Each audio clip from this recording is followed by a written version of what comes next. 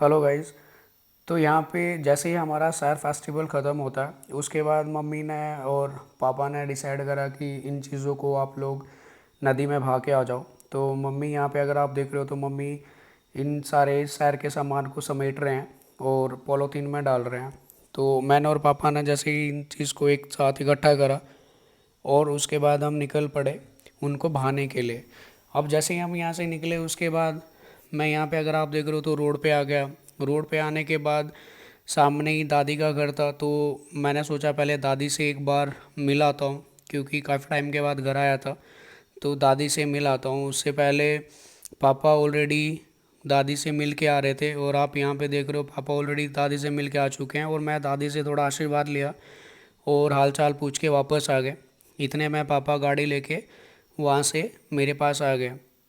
हमने गाड़ी स्टार्ट करी और पापा मेरे पास आ गए, तो मैं पापा के साथ चल पड़ा उन चीज़ों को बहाने के लिए। और ये मैं और पापा साथ साथ में कुछ डिस्कस कर रहे थे चलते चलते कि इस चीज़ के बारे में पता कर रहे थे। और जाते जाते हमारा जो स्टेडियम है होम ग्राउंड, यहाँ पे क्रिकेट के मैच वगैरह होते रहते हैं, बस यहीं से पास से हम गुजरे और उसके बाद पापा और मैं कुछ चीज़ें डिस्कस कर रहे थे कि सैर का क्या मतलब है क्या नहीं है। ये सारी चीज़ें हम चलते चलते डिस्कस कर रहे थे, तो पापा मुझे बता रहे थे सैर का मीनिंग क्या है। उसके बाद जैसे ही मैं ना वहाँ पे खड्डे के पास पहुँचा, हम खड्ड बोलता है इस पर्टिकुलर रिवर को, तो यहाँ पे मैंने उन चीज़ों को यहाँ पे जल प्रवाह कर दिया और फाइनली वो चीज़ें हमारे यहाँ पे जो भी मैं घर से लेके आया था यहाँ से सारी नीचे बह चुकी थी। फिर उसके बाद मैंने सोचा क्यों ना थोड़ा आगे जाके एटीएम से थोड़ा पैसे वैसे निकाल लेके आए क्योंकि मम्मी को थोड़ा उसकी ज़रूरत थी। तो हमने यहाँ से एटीएम गए, एटीएम से सामान निकाला, फिर वापस ये खद्दर की मार्केट से होते हुए वापस घर की तरफ चल पड़े। ये पूरी जो आप देख रहे हो खद्दर की मार्केट है, इस गांव का नाम खद्दर है और बीच में ये खद्दर की खड्ड जिसको हम कहते हैं ये आई। फिर मैं यहाँ पे थोड़ी देर रुका और मेरा मन हुआ कि यार क्यों ना थोड़ा नीचे जाया जाए। तो मैं यहाँ पे बाजू में ही एक थोड़ा छोटा सा झरना था जिसका पानी बहुत कम हो गया था, लेकिन उसकी फ़ोटो मैंने कहा क्लिक कर ली जाए।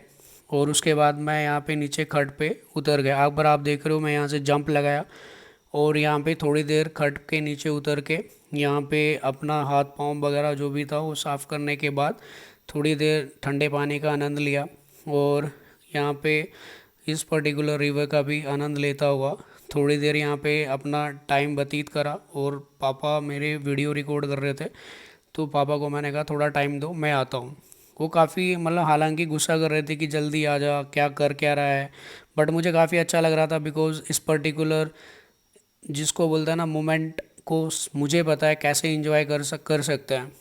और मैं काइंड ऑफ पर्सनैलिटी हूँ कि मैं हर एक चीज़ को जीना चाहता हूँ और हर एक पल जिसको बोलता है ना मुझे आप यहाँ पे बैठा के रखो, मैं 10 दिन 1 महीना 2 महीना यहीं पे रह सकता हूँ। और वहाँ उसके बाद मैं सीधा ऊपर आ गया क्योंकि ये चीज़ें अभी नहीं बाद में बहुत मिस करी जाती हैं और आई होप सब मिस करते होंगे जब इन चीज़ों को देखते होंगे आफ्टर अ लॉन्ग टाइम। तो सबको ये चीज़ें फील होती होंगी और होगी भी क्यों नहीं, बिकॉज़ ये हमारे जिनको बोलते हैं ना मतलब दिल पे बसी हुई चीज़ें हैं।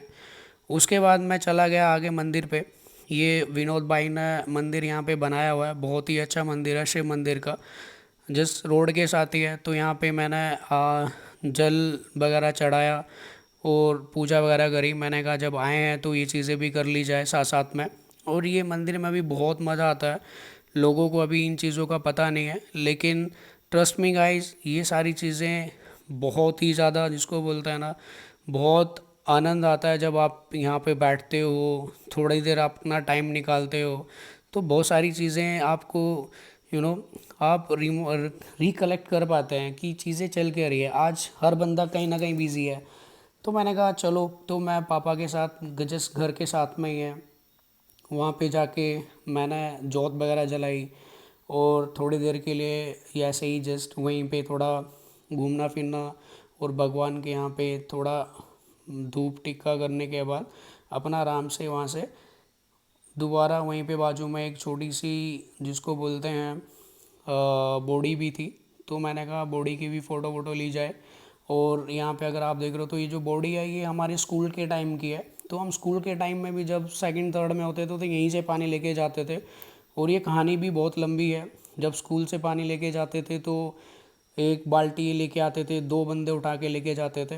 तो उस टाइम की ये सारी कहानी है जो आज हमें रिकलेक्ट हो रही है, और एक जिसको कह सकते हैं कि इट्स अ क्या मैं कहूँ, इट्स अ स्पीचलेस।